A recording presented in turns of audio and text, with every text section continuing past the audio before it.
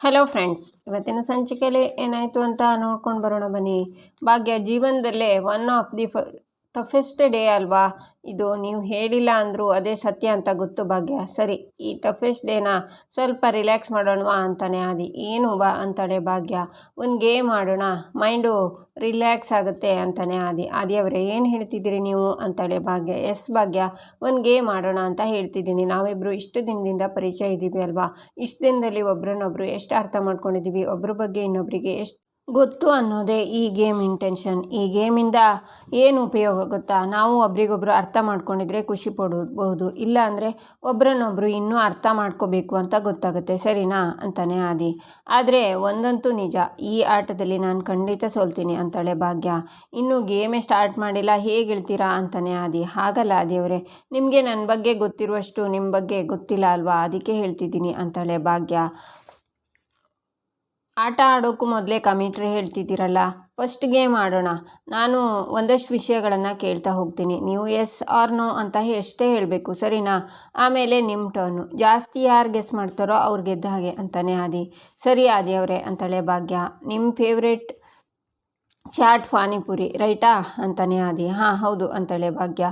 ನಿಮ್ಮ favourite hero ಅಣ್ಣವರು ಅಂತಾನೆ ಆದಿ. ಹಾಂ ಸರಿ ಅಂತಾಳೆ ಭಾಗ್ಯ. ನಿಮ್ಮ ಫೇವ್ರೇಟ್ ಆರ್ನಮೆಂಟ್ಸ್ ಜುಮ್ಕಿ ಅಂತಾನೆ ಆದಿ. ಎಸ್ ಆದಿಯವರೇ ಸರಿ ಅಂತಾಳೆ ಭಾಗ್ಯ. ಹೇಗೆ ನಾವು ಈಗ ಇನ್ನೊಂದು ವಿಷಯ, ಈಗ ನೀವು ಎಸ್ ಆರ್ ನೋ ಅಷ್ಟೇ ಹೇಳಬೇಕು. ಮೀನಾಕ್ಷಿ ಅತ್ತೆ ನಿಮ್ಮ ಹತ್ರ ಹಳೆಯದನ್ನೆಲ್ಲ ಮರಿಬೇಕು ಅಂತ ಮಾತಾಡ್ಕೊಂಡ್ರಾ ಅಂತಾನೆ ಆದಿ. ಈಚೆ ಕುಸುಮ ಅಡುಗೆ ಮನೇಲಿ ಅಡುಗೆ ಮಾಡ್ತಾ, ಎಲ್ಲ ಮನೆ ಹಾಳು ಶ್ರೇಷ್ಠಯಿಂದನೇ ಆಗಿದ್ದು, ಅವಳಿಲ್ಲ ಅಂದಿದ್ರೆ ಇದೆಲ್ಲ ಆಗ್ತಾನೆ ಇರಲಿಲ್ಲ.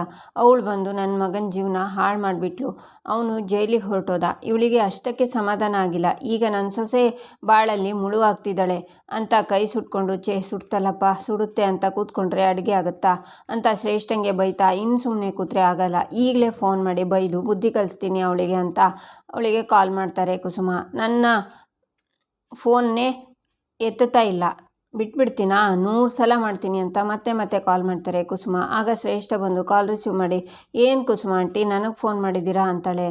ನಿನಗೆ ಸ್ವಲ್ಪ ಮಂಗಳಾರತಿ ಮಾಡಬೇಕಿತ್ತು, ಅದಕ್ಕೆ ಫೋನ್ ಮಾಡಿದೆ ಅಂತಾರೆ ಕುಸುಮ. ಏನು ಹೇಳ್ತಿದ್ದೀರಾ ಆಂಟಿ ಅಂತಾಳೆ ಶ್ರೇಷ್ಠ. ಬಾಯಿಗೆ ಬೆರಳಿಟ್ರೆ ಕಚ್ಚೋಕೆ ಬರಲ್ಲ ನೋಡು, ಹಾಗೆ ಹೇಳ್ತಿದ್ಯಾ ಅಂತಾರೆ ಕುಸುಮ. ನಿಮ್ಮ ಮಗ ನಿಮ್ಗಷ್ಟೇ ಮೋಸ ಮಾಡಿಲ್ಲ, ನನ್ನ ಜೀವನನೂ ತೆಗಿತಿದ್ದ. ಅದನ್ನು ನೆನೆಸ್ಕೊಂಡ್ರೆ ನನಗೆ ಜ್ವರ ಬರುತ್ತೆ. ಇನ್ ಕೇಸ್ ನೀವು ನನಗೆ ಬೈಬೇಕು ಅಂತ ಕಾಲ್ ಮಾಡಿದರೆ ಐ ಆಮ್ ಸಾರಿ ಆಂಟಿ ಅಂತಾಳೆ ಶ್ರೇಷ್ಠ. ಈ ಹೊಟ್ಟೆ ಊರಿಗೆ ಅಲ್ವಾ ನೀನಂತ ನೀಚ ಕೆಲಸ ಮಾಡಿದ್ದು. ನನ್ನ ಭಾಗ್ಯ ಆದಿ ಮದುವೆ ಆದ್ರಲ್ಲ, ಅದನ್ನು ನಿನಗೆ ತಡೆಯೋಕ್ಕಾಗಲಿಲ್ಲ, ಹೊಟ್ಟೆ ಉರಿದೋಯ್ತು. ಅದಕ್ಕೆ ಅಲ್ವಾ ಇಂಥ ಕೆಟ್ಟ ವಿಡಿಯೋ ಮಾಡಿಸಿ ವೈರಲ್ ಮಾಡಿರೋದು. ನೀನು ಇಷ್ಟೆಲ್ಲ ಆದರೂ ಬುದ್ಧಿ ಬಂದಿಲ್ಲ ಅಲ್ವಾ ನಿನಗೆ?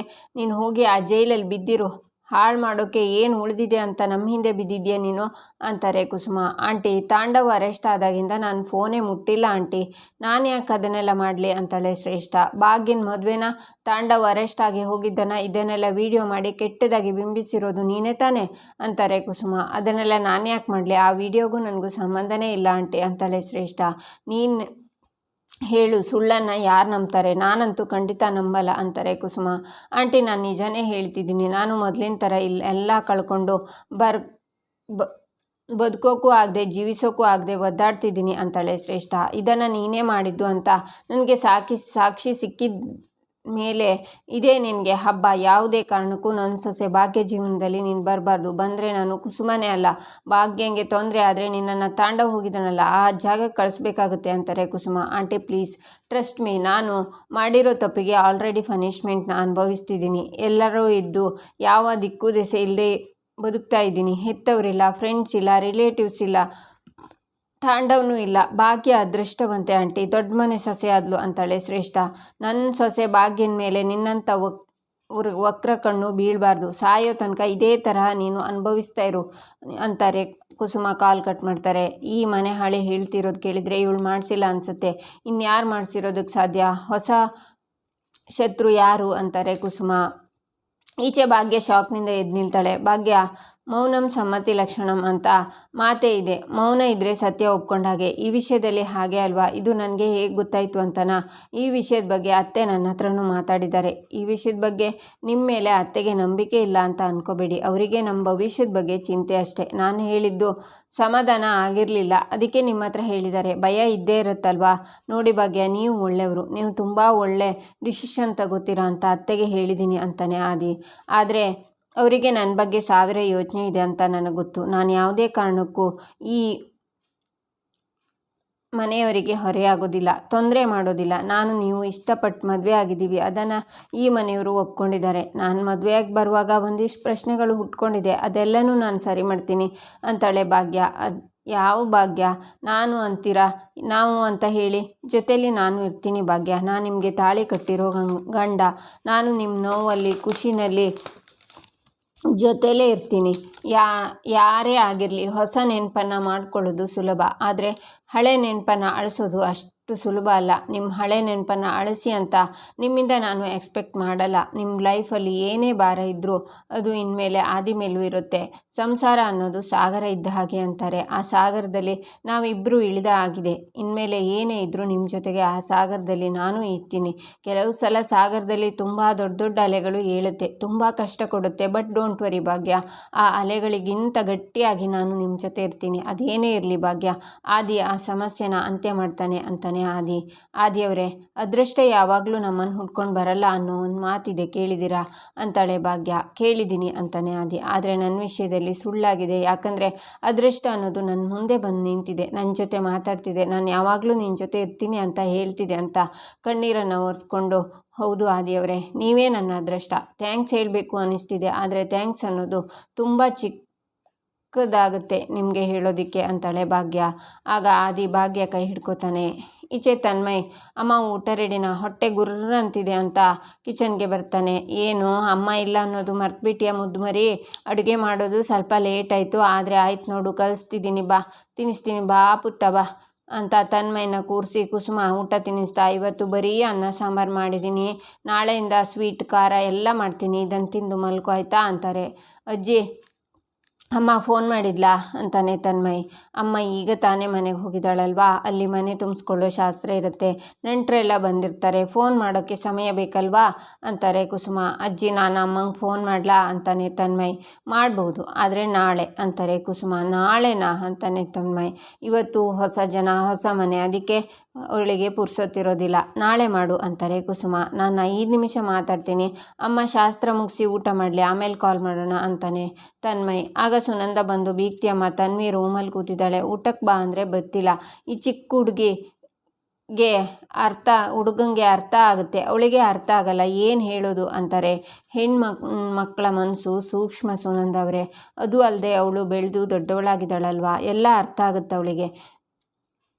ಇಷ್ಟು ದೊಡ್ಡ ಬದಲಾವಣೆ ಒಮ್ಮೆಲೆ ಅವಳು ಮನಸ್ಸು ಒಪ್ಪಲ್ಲ, ಸ್ವಲ್ಪ ಟೈಮ್ ಕೊಟ್ಟರೆ ಸರಿ ಹೋಗ್ತಾಳೆ ಅಂತಾರೆ ಕುಸುಮ. ಅವಳಿಗೆ ಊಟ ಮಾಡಿಸೋದು ಹೇಗೆ ಅಂತಾರೆ ಸುನಂದ. ಅನ್ನ ಸಾಂಬಾರು ಕಲಸಿ ರೂಮಲ್ಲಿ ಇಟ್ಬಿಡಿ, ಸಮಾಧಾನ ಆದಮೇಲೆ ತಿಂತಾಳೆ ಅಂತಾರೆ ಕುಸುಮ. ಅಕ್ಕ, ಊಟ ಮಾಡೋಕ್ಕೆ ಒಂದು ಉಪಾಯ ಇದೆ. ಅಮ್ಮ ಅಕ್ಕನ ಮಿಸ್ ಮಾಡ್ಕೋತಿದ್ದಾಳೆ. ಅದೇನೋ ಫೋನಲ್ಲಿ ವಿಡಿಯೋ ತೋರಿಸಿದ್ಲಲ್ಲ, ಅದನ್ನು ಅಮ್ಮಂಗೆ ಹೇಳ್ಕೊಂಡ್ರೆ ಅವಳಿಗೆ ಸಮಾಧಾನ ಆಗಿ ಊಟ ಮಾಡ್ತಾಳೆ. ಅಮ್ಮಂಗೆ ಫೋನ್ ಮಾಡಜ್ಜಿ ಅಂತಾನೆ ತನ್ಮಯ್. ಈಚೆ ಆದಿ, ಭಾಗ್ಯ, ಇವಾಗ ಆರಾಮಾಗಿದ್ದೀರಾ? ನಿಮ್ಮ ಮೈಂಡ್ ಎಲ್ಲ ಸರಿ ಹೋಯ್ತಾ ಅಂತಾನೆ.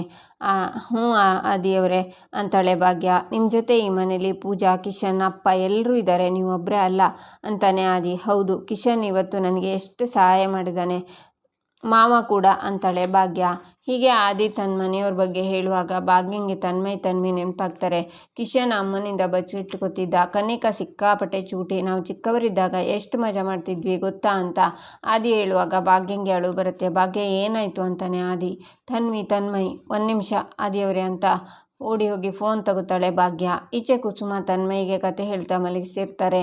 ಆಗ ತನ್ಮಯ್, ಅಜ್ಜಿ 1 ನಿಮಿಷ, ಅಮ್ಮಂಗೆ ಫೋನ್ ಮಾಡಿದರೆ ತೊಂದರೆ ಆಗುತ್ತಾ?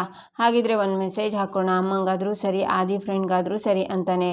ಫೋನ್ ಮಾಡಿದರೆ ತೊಂದರೆ ಆಗುತ್ತೆ ಅಂದರೆ ಮೆಸೇಜ್ ನೋಡ್ತಾರೇನೋ, ಸುಮ್ಮನೆ ಮಲ್ಕೋ ಪುಟ್ಟ, ಅಮ್ಮ ಏನಾದರೂ ಫೋನ್ ಮಾಡಿದರೆ ನಾನು ಎಬ್ಬಿಸ್ತೀನಿ, ಈಗ ಕತೆ ಕೇಳು ಅಂತಾರೆ. ಭಾಗ್ಯ ಕುಸುಮಂಗೆ ಕಾಲ್ ಮಾಡ್ತಾಳೆ. ಭಾಗ್ಯ, ನೀನು ಯಾಕೆ ಇವಾಗ ಫೋನ್ ಮಾಡಿದೆ ಅಂತಾರೆ ಕುಸುಮ. ಬಂಗಾರಿ, ತನ್ಮಯ್ ಊಟ ಮಾಡಿದ್ರ ಅತ್ತೆ ಅಂತಾಳೆ ಭಾಗ್ಯ. ಇದನ್ನು ಕೇಳೋಕೆ ಫೋನ್ ಮಾಡಿದ್ಯಾ ಅಂತಾರೆ ಕುಸುಮ. ತನ್ಮಯ್, ನೆನಪಾಯ್ತು ಅತ್ತೆ, ಒಂದಿನನೂ ನಾನು ಬಿಟ್ಟಿದ್ದವನಲ್ಲ ಅಂತಾಳೆ ಭಾಗ್ಯ. ಒಳ್ಳೆ ಮಗು ಅದು, ಒಂಚೂರು ಹಠ ಮಾಡಲ್ಲ ಪಾಪ ಅಂತಾರೆ ಕುಸುಮ. ಆಗ ತನ್ವಿ, ಬೇಡ, ನನ್ನ ಫೋರ್ಸ್ ಮಾಡಬೇಡಿ, ಯಾವ ಖುಷಿಗೆ ಊಟ ತಿನ್ನಲಿ ಅಂತ ಕೂಗ್ತಾ ಇರೋದು ಭಾಗ್ಯಂಗೆ ಕೇಳಿಸುತ್ತೆ. ಅಲ್ಲ ಅತ್ತೆ, ಬಂಗಾರಿ ಅನ್ನೋದ್ರೊಳಗೆ ಕುಸುಮ ಕಾಲ್ ಕಟ್ ಮಾಡ್ತಾರೆ. ನಂತರ ಈಚೆ ಆದಿ ಭಾಗ್ಯನ ಹತ್ರ, ನೀವು ನಿಮ್ಮ ಮನೆಯವರು ನನ್ನ ಜವಾಬ್ದಾರಿ ಭಾಗ್ಯ, ಇನ್ನು ಮುಂದೆ ತನ್ವಿ ನಾವೇ ಅಪ್ಪ ಅಮ್ಮ ಅಂತಾನೆ ಆದಿ. ಆಗ ಭಾಗ್ಯ ಕೈ ಮುಗಿತಾಳೆ. ನಂತರ ತನ್ಮಯ್ನ ಆದಿ ಮನೆಗೆ ಕರ್ಸ್ಕೊತಾಳೆ. ಇಬ್ಬರು ಅವನ ಮಧ್ಯೆ ಮಲಗಿಸ್ತಾರೆ. ಯಾವತ್ತೂ ನಾನು ನನ್ನ ಸ್ವಂತ ಮಕ್ಕಳು ಬೇಕು ಅಂತ ನಿಮ್ಮನ್ನು ಕೇಳಲ್ಲ ಅಂತಾನೆ ಆದಿ. ಆಗ ಶಾಕ್ನಿಂದ ಭಾಗ್ಯ ನೋಡ್ತಾಳೆ. ಇಲ್ಲಿಗೆ ಈ ಸಂಚಿಕೆ ಮುಕ್ತಾಯವಾಗುತ್ತೆ. ಮುಂದಿನ ಸಂಚಿಕೆಗಾಗಿ ನಮ್ಮ ಚಾನಲನ್ನು ನೋಡಿ ಸಬ್ಸ್ಕ್ರೈಬ್ ಮಾಡಿ, ಲೈಕ್ ಮಾಡಿ, ಸಪೋರ್ಟ್ ಮಾಡೋದನ್ನು ಮರಿಬೇಡಿ.